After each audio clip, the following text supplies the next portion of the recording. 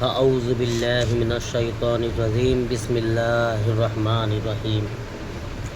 মনোযোগ সহকারে শোনো।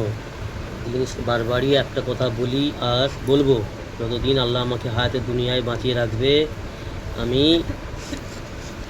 বারবারই বলবো দিন ইসলামের কথা। আমার আল্লাহর হুকুম রয়েছে বারবার বলা। আল্লাহ অনেক কথা কোরআনে বারবার করে বলেছে। আল্লাহ কোরআনে পাকের মধ্যে একটা কথাকে বারবার বলেছে বান্দাকে বুঝাবার জন্য, বান্দাকে বিশ্বাস দিলাবার জন্য।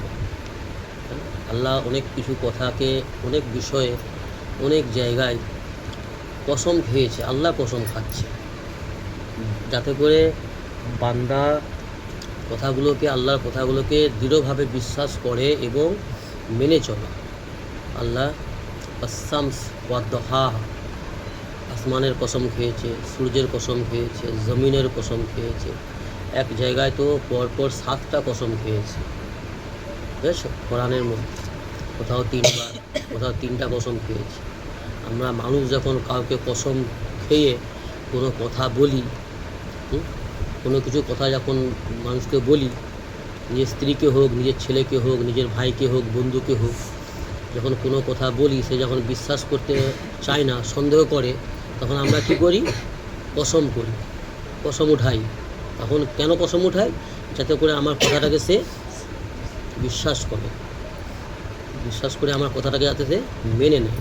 তো আল্লাহ রাব্বুল আলামিন কসম খেয়েছে কোরআনে, আসমানের কসম, জমিনের কসম, চাঁদের কসম আর সূর্যের কসম।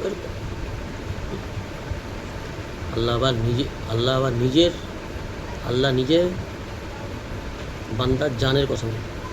तेरी जान की कसम, रसूल सल्लल्लाहु अलैहि वसल्लम के বলছে तेरी जान की कसम। কসম খেয়ে আল্লাহ কি বুঝাচ্ছে বান্দাকে? বান্দা তোর নফসকে পাক করে নে। কি বলছে? তোর নফসকে পাক করে নে। পাক করে নে মানে নোংরা চিন্তা চেতনা ছেড়ে দে, নোংরা আজে বাজে চর্চা, চিন্তা চেতনা ছেড়ে দে। এই যা কিছু করছিস, তোরা চিন্তা করছিস, এ সমস্ত একদিন বেকার হয়ে যাবে, ফানা হয়ে যাবে, খতম হয়ে যাবে। যেটা তোর কাজে আসবে সেইটার জন্য চিন্তা কর। আখিরাত নফসকে গন্দা করা ছেড়ে দে, নফসকে গন্দা করা, মিথ্যে বলা, হারাম খাওয়া, গীবত করা, চুগলি করা, চুরি করা, শরাব, টোটাল, তারপরে শিরক করা, কুফরি করা, এই সমস্ত জিনিসগুলো ছেড়ে তোর নফসকে পাক করে নে। আর যে এইগুলো করতে পারবে, যে নফসকে পাক করতে পারবে, সে সফল। আর যে নফসকে নাপাক করে দুনিয়া থেকে চলে যাবে, সে বিফল, সে নাকাম হবে। তো কথা বলার উদ্দেশ্য কি? দিন ইসলামের কথাকে মনোযোগ দিয়ে শুনো, তাহলে লাভ হবে। নাহলে যদি মনে করো যে একটা সাধারণ বই পড়া হচ্ছে বা দুনিয়াবি কোনো বইয়ের মতন বই, তাহলে কিন্তু লাভ হবে না। লাভ তো হবেই না, ঘুরে ক্ষতি হবে। তো মনোযোগ দিয়ে শুনো। মুসলিম শরীফের হাদিস হজরত মুস্তাউরিদ ইবনে সাদ্দাদ রাদিয়াল্লাহু তাআলা আনহু বর্ণনা করছেন। হজরত মুস্তাউরিদ ইবনে সাদ্দাদ রাদিয়াল্লাহু তাআলা আনহু বর্ণনা করেন যে রাসূল পাক সাল্লাল্লাহু আলাইহি ওয়াসাল্লাম আল্লাহ তাআলার কসম, রাসূল হাসান বলছেন আল্লাহ তাআলার কসম, দুনিয়ার উদাহরণ আখিরাতের মোকাবিলায় এমন। রাসূল সাল্লাল্লাহু আল্লাহর কসম খাচ্ছে। সে কি বলছে? আমাদেরকে, উম্মতকে বুঝাতে চাইছে, উম্মতের অন্তরে গুরুত্ব পয়দা করতে চাইছে, উম্মত যাতে করে কথাগুলোকে বিশ্বাস করে মেনে নেয়। আল্লাহ পাকের কসম, রাসূল সাল্লাল্লাহু বলছে আল্লাহ তাআলার কসম, দুনিয়ার মোকাবিলা, দুনিয়াটার উদাহরণ আখিরাতের মোকাবিলায় কীরকম? যেমনভাবে তোমাদের মধ্য হইতে কোনো ব্যক্তি নিজের আঙুল সমুদ্রে ডুবাইয়া বাহির করিয়া দেখিল যে আঙুলে কি পরিমাণ পানি লাগিয়াছে। দুনিয়ার জীবনটা অতি সামান্য আখিরাতের মোকাবিলায়। কেমন? যেমনভাবে মানুষ, আমাদের মধ্যে কেউ সমুদ্রে বা নদীতে, সমুদ্রতে নিজের আঙুলটাকে ডুবিয়ে যখন তুলে, আঙুলের লগে কতটুকু পানি লেগে থাকে? 1 ফোঁটা। তা সমুদ্রের পানিটা রইলে সমুদ্রে যে পানিটা রয়ে গেল সেটা কত, কেউ হিসাব করতে পারবে?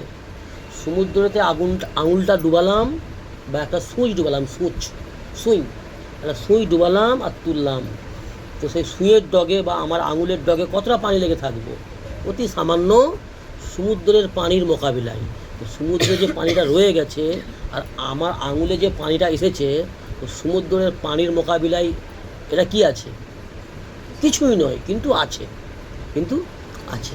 তো সেই রকমইভাবে আখেরাতের মোকাবিলায় আখেরাতের যে জীবন আছে, মানে মৃত্যুর পরে একটা জীবন আছে, সেই জীবনটাকে বলা হয় আখেরাতের জীবন। তো আখেরাতের যে জীবনটা আছে, সেই জীবনের মোকাবিলায় আমাদের এই যে দুনিয়ার যে জীবনটা 60, 70, 65, 50, 80, 100, এই যে জীবনটা ঠিক ওই রকম আঙুলে লেগে থাকা পানির মতো। আর সমুদ্রে যে পানিটা আছে ওই পরিমাণ আখেরাতের জীবন। তো সেই জীবনে আমাদেরকে যেতে হবে, প্রত্যেকটা মানব জাতিকে যেতে হবে, আর তারই জন্য তৈরি করতে হবে, তৈয়ার হতে হবে আমাদেরকে। আর সেই বিষয়ে আমাদেরকে বার আল্লাহ বুঝিয়েছে কোরআনের মধ্যে বান্দাকে, আর রাসূল সাল্লাল্লাহু আলাইহি ওয়াসাল্লাম বুঝিয়েছে উম্মতকে। তো যে বুঝবে, যে কাজ করবে, আমল করবে, সেই বুদ্ধিমান। আর যে অবুঝ হলো, যে এগুলোকে বেকার মনে করলো, এই খামখেয়ালি করে যে সময়টাকে নষ্ট করলো, সে হালাক হয়ে যাবে, বরবাদ হয়ে যাবে। তো তার মধ্যে আমি নেই তো, তুমি নেই তো, নিজেরা এবার ভেবে দেখো যে আমরা করছিটা কি। জীবনটাকে অতি সামান্য সময় দিয়েছে আল্লাহ, দুনিয়ার জীবন 60, 70, 65 বছরের জীবন। এই জীবনটাই আমাদের কাজে লাগিয়ে আখেরাতের জীবন তৈরি করতে হবে। আখেরাতের সাকসেসফুল হওয়ার, কামিয়াবির জন্য তৈয়ার হতে হবে, কাজ করতে হবে, আমল করতে হবে, আল্লাহর হুকুমকে, আল্লাহর বিধানকে মেনে চলতে হবে, রাসূলুল্লাহ সাল্লাল্লাহু আলাইহি ওয়াসাল্লামের সুন্নাত তরিকায়। কথা বুঝে আসছে?